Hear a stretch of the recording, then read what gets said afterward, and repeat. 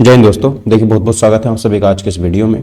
Video बहुत खास होगा क्योंकि आप सभी जानते हैं कि हमने जो यहाँ पे शुरू की थी वो 50 क्वेश्चंस की सीरीज डेली शुरू की थी। ठीक है, तो यहाँ पर मैं आप लोगों के लिए ये सीरीज आगे कंटिन्यू करते हुए आगे 50 क्वेश्चन कराने वाला हूँ।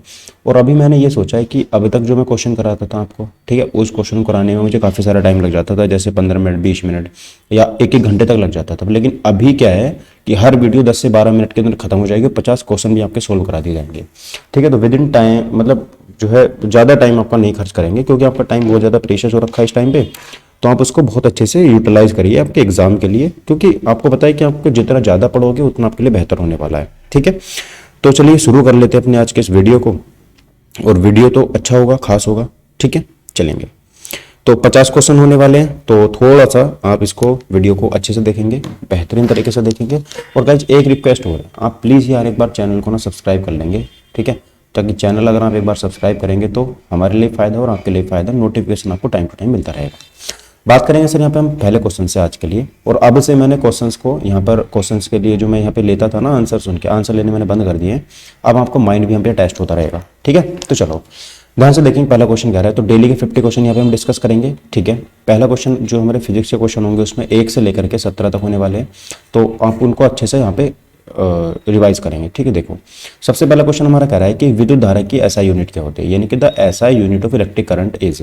तो इलेक्ट्रिक करंट की हमारी एसआई यूनिट क्या होती है सर? ऑप्शन नंबर सी होती है, जिसको बोलते हैं हम एम्पियर। क्या बोलते हैं यहाँ पे? एम्पियर बोलते हैं। कलर यहाँ पे हम चेंज कर लेते हैं, इसका रेड कर लेते हैं। ठीक है, ओके, तो इसका सही आंसर क्या हो जाएगा सर? हमारा पहले का तो सी आंसर हो जाएगा। ठीक है, चलिए आगे बढ़ लेते हैं। देखिए सेकंड क्वेश्चन क्या होगा। सेकंड क्वेश्चन हमारा कह रहा है कि किसी चालक का प्रतिरोध निर्भर करता है ना, resistance of a conductor depends on. तो किसी भी चालक का प्रतिरोध जो है वो किसके ऊपर डिपेंड करता है? तो ध्यान रखेंगे उस पदार्थ की लेंथ के ऊपर भी डिपेंड करता है, उस पदार्थ की हमारी अनुप्रस्थ क्षेत्र यानी कि क्रॉस सेक्शन जो होता है, हमारा एरिया जो होता है उस पर निर्भर करता है। और जो हमारा मटेरियल है, किस मटेरियल का जो हमारा पदार्थ है वो बना हुआ है, उस पर भी हमारा डिपेंड करता है।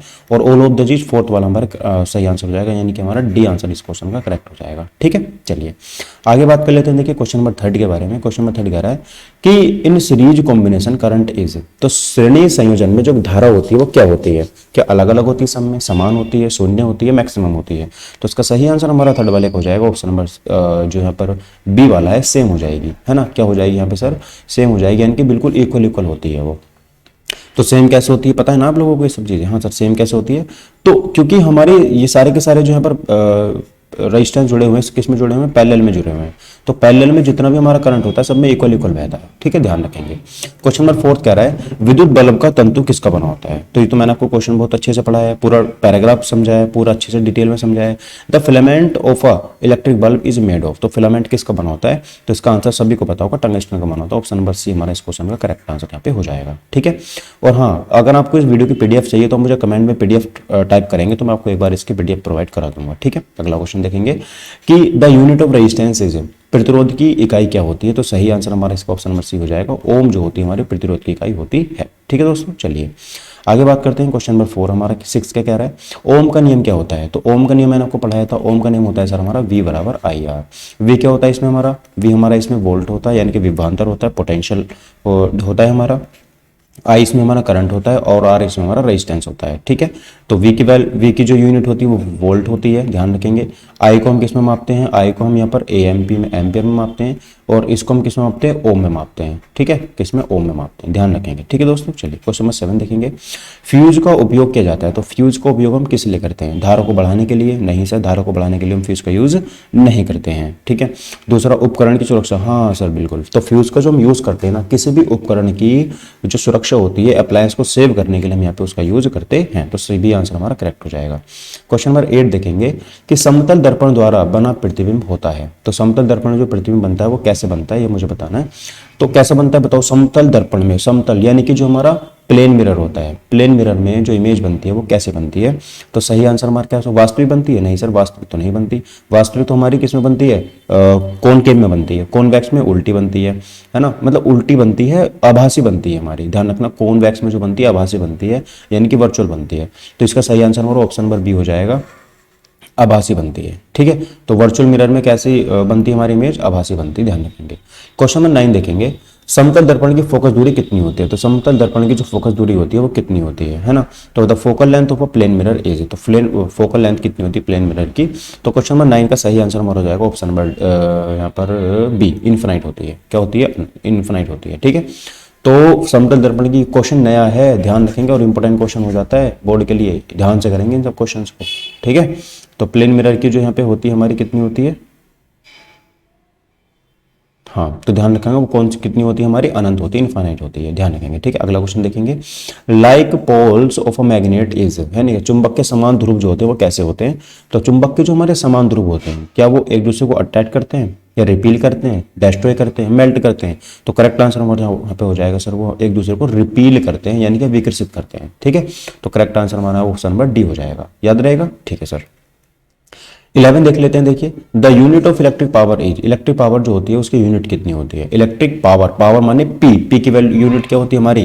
क्या होती है? ध्यान रखेंगे, क्वेश्चन नंबर हमारा 11 का सही आंसर हो जाएगा वाट होती है। क्या होती है? वाट होती है। ठीक है, जूल किसकी होती है सर हमारी? डब्ल्यू की होती है, यानी कि किसकी होती है? वर्ग की होती है। तो वर्ग की जो यूनिट होती है हमारी वो कितनी होती है? ध्यान रखना, डब्ल्यू की जो यूनिट होती है वो जूल होती है, ओम जो होती है हमारी आर की यूनिट होती है, और एम्पेयर जो होती है हमारी आई की होती है। ठीक है सर, चलिए अगला क्वेश्चन देखेंगे। क्वेश्चन नंबर हमारा 12 के कह रहा है, समांतर संयोजन यानी कि इन पैरेलल कॉम्बिनेशन वोल्टेज, समांतर संयोजन में जो विभवांतर होता है वो कैसा होता है? तो समांतर संयोजन की अगर हम बात करेंगे तो विभवांतर हमारा कैसा होता है? सेम होता है।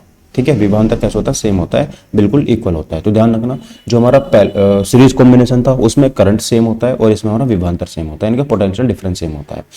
दूसरा बात करेंगे, heating effect of current was discovered by, तो धारा का जो ऊष्मीय प्रभाव था उसकी खोज यहाँ पे किसने की थी? तो क्वेश्चन नंबर 13 का सही आंसर है ऑप्शन नंबर बी, जूल ने की थी। किसने की थी? जूल ने करी थी, ध्यान रखेंगे। ठीक है, अगर आगे देखेंगे यहाँ पे हम क्वेश्चन नंबर 14 की बात करेंगे। क्वेश्चन नंबर 14 कह रहा है कि विद्युत ऊर्जा मापी जाती है, जो हमारी इलेक्ट्रिक एनर्जी है वो किस में मापी जाती है? तो 14 का सही हमारा आंसर हो जाएगा किलोवाट घंटा में मापी जाती है, option number C correct answer यहाँ पे हो जाएगा। ठीक है, तो एनर्जी जो मापी जाती है किलोवाट प्रति घंटा में मापी जाती है।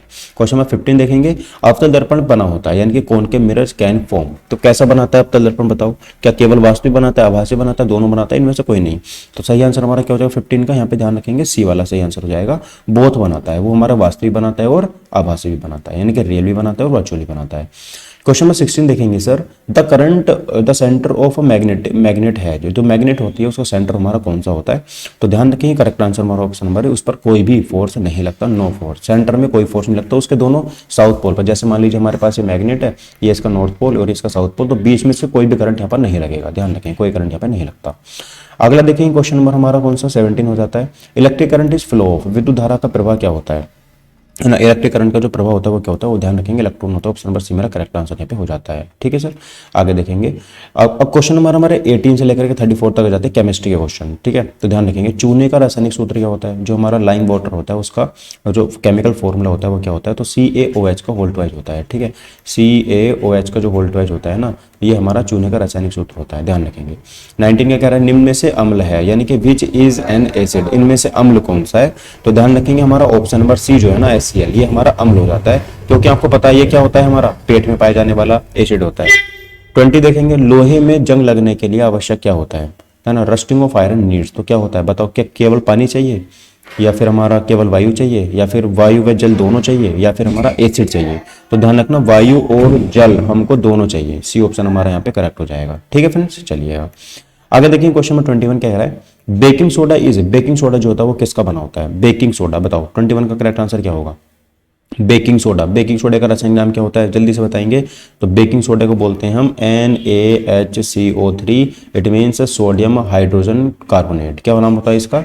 सोडियम हाइड्रोजन कार्बोनेट इसका यहाँ पे नाम हो जाता है। ठीक है, याद होना चाहिए बेकिंग सोडा, ध्यान रखेंगे। अगला देखेंगे, which is a displacement reaction, यानी कि विस्थापन अभिक्रिया को इसमें से कौन से? तो विस्थापन अभिक्रिया क्या होती है बताओ? जल्दी से बताएंगे। तो विस्थापन अभिक्रिया क्या होती है? तो विस्थापन अभिक्रिया की बात करेंगे तो ध्यान से देखो, मैंने आपको बहुत बार Fe का और CuSO4 का एग्जांपल लेके दिखाया है। तो Fe क्या करता है ना, Cu को रिप्लेस करके FeSO4 बना देता है ना, और Cu हमारा बेचारा अलग बच जाता है। ये हमारी कौन सी रिएक्शन हो जाती है? ये हमारी विस्थापन रिएक्शन हो जाती है, डिस्प्लेसमेंट रिएक्शन हमारे यहाँ पे हो जाती है। ठीक है, आगे देखेंगे अम्ल का pH मान कितना होता है, एसिड का pH मान कितना होता है बताओ? तो एसिड का जो pH मान होता है वो 7 से तो कम ही होता है ना, कितना होता है बताओ, 7 से कम होता है ज़्यादा होता है, हाँ 7 से कम होता है, ध्यान रखना 7 से कम, ऑप्शन नंबर सी मेरा करेक्ट आंसर हो जाएगा। श्वसन में कौन सी गैस निकलती है, तो श्वसन में कौन सी कार्बन डाइऑक्साइड निकलती है कि नहीं, हाँ सर बिल्कुल कार्बन डाइऑक्साइड निकलती है, ध्यान रखेंगे। अगला क्वेश्चन देखेंगे सर यहाँ पे, प्लास्टर ऑफ पेरिस किससे प्राप्त किया जाता है, तो प्लास्टर ऑफ पेरिस का फॉर्मूला क्या होता है बताओ, तो CaSO4 इंटू हाफ H2O, ठीक है। तो प्लास्टर ऑफ पेरिस किससे प्राप्त होता है, हमारा जिप्सम से प्राप्त होता है, किससे, जिप्सम से, ध्यान रखेंगे, ठीक है। चलिए आगे देखते हैं, आगे हमारा क्वेश्चन नंबर 26 का कह रहा है, 26 कह रहा है वॉशिंग सोडा का रासायनिक नाम क्या होता है ना, chemical name of washing soda, तो इसका रासायनिक नाम क्या होता है हमारा, 26 का सही आंसर क्या होगा, सोडियम कार्बोनेट होता है, option number sodium carbonate, option number A, ठीक है। वॉशिंग सोडा का रासायनिक नाम हमारा, वॉशिंग सोडा का नाम सोडियम कार्बोनेट होता है, ठीक है। 27 देखेंगे, क्वेश्चन नंबर हमारा 27 क्या कह रहा है, क्वेश्चन नंबर 27 कह रहा है कि which is a strong acid, प्रबल अम्ल हमारा कौन सा है, स्ट्रॉन्ग एसिड कौन सा है, ठीक है। तो स्ट्रॉन्ग एसिड एसिडिक एसिड है, सिट्रिक एसिड है, हाइड्रोक्लोरिक एसिड है, कार्बोनिक एसिड, देखो बहुत इंपॉर्टेंट है। इस क्वेश्चन को करने के लिए आपको इनकी पीएच वैल्यू याद होनी चाहिए, है ना, क्या याद होनी चाहिए आपको, इनकी पीएच वैल्यू याद होनी चाहिए, ठीक है। तो इनमें सबसे जो स्ट्रॉन्ग होता है वो HCl होता है, क्या होता है, HCl होता है, ध्यान रखना। Corrosion of iron is called, तो लोहे का जो क्षरण होता है उसको क्या कहते हैं, रस्टिंग कहते हैं, बिल्कुल सर उसको तो रस्टिंग बोलते हैं, ध्यान रखेंगे, इंपॉर्टेंट है। अगला 29 देखेंगे, 29 क्या कह रहा है, 29 कह रहा है कि सबसे अधिक क्रियाशील धातु हमारी कौन सी हो जाती है ना, which metal is most reactive, तो सबसे ज्यादा रिएक्टिव कौन सी धातु हो जाती है हमारी, तो करेक्ट आंसर में क्या हो जाएगा, ध्यान रखेंगे सोडियम, है ना, Na होता है ना, उसके बाद में पोटेशियम होता है, ध्यान रखेंगे के। उदासीनीकरण बनता है, न्यूट्रलाइजेशन रिएक्शन फॉर्म्स, तो उदासीनीकरण जो है वो किससे बनता है, तो क्वेश्चन नंबर 30 का सही आंसर हमारा लवण और जल से बनता है, यानी कि सोल्ट एंड वाटर से बनता है, ठीक है। देखो question number 31, CO2 turns lime water, यानी कि CO2 चूने के पानी को बनाता है, क्या बनाता है, कलरलेस बनाता है, ब्लू बनाता है, मिल्की बनाता है, फिर रेड बनाता है, तो करेक्ट आंसर हमारा मिल्की बनाता है, ऑप्शन नंबर सी हमारा करेक्ट आंसर हो जाएगा, ठीक है। दूधिया बना देता है, दूधिया, समझ में आई नहीं बात, दूधिया बना देता है, ठीक है। चलो आगे देखते हैं यहाँ पे क्वेश्चन नंबर हमारा, विच इज बायोडिग्रेडेबल, कौन सा इनमें से बायोडिग्रेडेबल यानी कि जैव अपघटनीय है, कौन सा है, प्लास्टिक है, ग्लास है, वेजिटेबल वेस्ट है, या फिर हमारा मेटल है, तो प्लास्टिक भी नहीं है, ग्लास भी नहीं है, यहाँ पर क्या हो जाएगा सही आंसर बताओ, वेजिटेबल वेस्टेज, इसको हम बहुत आसानी से गला सकते हो, है ना, तो गलने की बात इसमें पूछी थी। लोहे पर जंग लगने, जो लोहे पर जिंक चढ़ाने की जो प्रक्रिया होती है उसे क्या बोलते हैं, तो लोहे पर जिंक चढ़ाना, आपको जिंक, तो उसे गैल्वेनाइजेशन बोलते हैं, ठीक है, ध्यान रखना। रस्टिंग क्या बोलते हैं, रस्टिंग होती है हमारी जब लोहे पर जंग लग जाता है। Which substance is basic in nature, तो कौन सा सब्सटेंस इनमें जो बेसिक नेचर का होता है, जो क्षारीय है, विनेगर है, विनेगर खट्टा होता है, सोप कैसा होता है, कर्ड कैसा होता है, और लेमन जूस, तो लेमन तो हमारा खट्टा होता है, विनेगर है ना, और हमारा COD में आंसर होना चाहिए, तो सी आंसर सही है सोप, सोप में क्योंकि हमारा NaOH होता है ना, क्षारीय होता है वो हमारा, ठीक है, और OH जो हमारा नेगेटिव देते हैं वो हमारे क्षारीय होते हैं। 35 से लेकर के 50 तक हमारे क्या हो जाते हैं, बायोलॉजी क्वेश्चन हो जाते हैं, इजी क्वेश्चन होंगे। प्रकाश संश्लेषण होता है, इनके फोटोसिंथेसिस आकर्षण किस में होता है बताओ, ऑप्शन नंबर सी लीफ में होता है। ह्यूमन हार्ट है चैम्बर, तो 4 चैम्बर होते हैं ह्यूमन के हार्ट में, ठीक है। नेक्स्ट देखेंगे मेन फंक्शन वो आरबीसी, आरबीसी का जो मुख्य फंक्शन होता है हमारा वो क्या होता है, जल्दी से बताएंगे एकदम से, ठीक है, बताओ क्या होता है, तो सर आरबीसी हमारी कैरी ऑक्सीजन को कैरी करके ले जाती है, हमारा करेक्ट आंसर है ऑप्शन नंबर डी हो जाएगा। और एक मिनट कहाँ जा रहा है भाई, हाँ, ट्रांसपिरेशन आकर्षण, जो ट्रांसपिरेशन होता है यानी कि जो वाष्पोत्सर्जन होता है वो कहाँ पे होता है ये बताएंगे, ठीक है। तो क्वेश्चन नंबर 38 का हमारा आंसर क्या हो जाएगा, ओस्टोमाटा में होता है, option number C correct answer हो जाएगा। 39 बात करेंगे पाचन की शुरुआत कहाँ पे होती है, बताओ पाचन की शुरुआत कहाँ पे होती है, मुख से हमारे पाचन की शुरुआत हो जाती है, मुंह से ही, क्योंकि उसमें मुंह से ही हमारे एंजाइम मिलने शुरू हो जाते हैं। 40 की बात करेंगे हमारा विच इज सेंस ऑर्गन, कौन सा इनमें से हमारा सेंस ऑर्गन है, तो आई जो है वो हमारा यहाँ पे सेंस ऑर्गन हो जाता है, ठीक है। आगे देखेंगे ब्लड जैसे टिश्यू, रक्त एक उत्तक है, रक्त हमारा कैसे होता है, कनेक्टिव टिश्यू है, ऑप्शन नंबर सी हमारा करेक्ट आंसर हो जाएगा, ठीक है। 42 देखेंगे plant hormone for growth is, plant hormone पौधों में वृद्धि हार्मोन कौन सा होता है, बताओ जल्दी से, पौधों में वृद्धि एक्शन कौन सा होता है हमारा, ऑक्सिन होता है, ऑक्सिन, तो AUXIN, ये ध्यान रखना है, ऑक्सिन जो होता है इसको ग्रोथ हार्मोन बोलते हैं प्लांट के अंदर, ग्रोथ हार्मोन, ग्रोथ है ना। रेस्पिरेशन रिलीजन, तो रेस्पिरेशन जो हमारा श्वसन निकलती है वो कहाँ से कौन सी निकलती है बताओ, 43 का सही आंसर कार्बन डाइऑक्साइड CO2, ठीक है। तो हम कौन सी गैस रिलीज करते हैं, CO2 रिलीज करते हैं। Transpiration transport of water in plants occurs in, किस में होता है, तो ये तो मैंने कल ही बताया था, जाइलम में होता है, जैसे जल जैसे जाइलम, ठीक है। अगला रक्त को छानने वाला कौन सा होता है, किडनी होता है, आज ही पढ़ा है मैंने अपने कोचिंग में बच्चों को ये, है ना। तो मानव में निषेचन होता है, फर्टिलाइजेशन ह्यूमन अकर्स, तो किस में होता है बताओ, फर्टिलाइजेशन ह्यूमंस में किस में होता है, तो सर किस में होता है, ओविडक्ट में होता है, किस में होता है, ओविडक्ट में, ध्यान रखेंगे, ठीक है, ओविडक्ट जो होता है। दूसरा बात करेंगे एसेक्सुअल रिप्रोडक्शन अकर्स इन, तो असेक्सुअल रिप्रोडक्शन किस में होता है बताओ, किस में होता है, फटाफट से बताएंगे, ह्यूमंस में होता है, अमीबा में होता है, डॉग में, फ्रॉग में, तो अमीबा में, option number B correct answer हो जाएगा, ठीक है। अगला देखें, द लॉन्गेस्ट, एक minute, the longest organ in human body, तो हमारी बॉडी में लॉन्गेस्ट ऑर्गन कौन सा होता है, तो हमारी स्किन जो होती है ना वो सबसे लॉन्गेस्ट होती है इन ऑप्शंस में से, ठीक है। आगे देखेंगे, वायरस से होने वाला रोग कौन सा है, वायरस होने वाला रोग कौन सा हमारा, dengue, dengue, dengue, dengue, option number C correct answer हो जाएगा, ठीक है। अगला क्वेश्चन नंबर 50 का इसका आंसर आप मुझे कमेंट बॉक्स में बताओगे, ठीक है, और बागाई बताना ही है। अब से क्या होगा, इतनी शॉर्ट वीडियो में आपको 50 क्वेश्चन यहाँ पे डेली प्रोवाइड करा दूंगा। चैनल हमारा जीआरसी क्लासेस है, उसको आप डेली सब्सक्राइब करेंगे, ठीक है, मतलब डेली नहीं, एक ही बार सब्सक्राइब करना है, लेकिन कर जरूर लेना है, ठीक है। तो चलिए मिलते हैं अगली वीडियो में, तब तक के लिए thank you for watching my video, take care, bye bye, Jai Hind, Vande Mataram.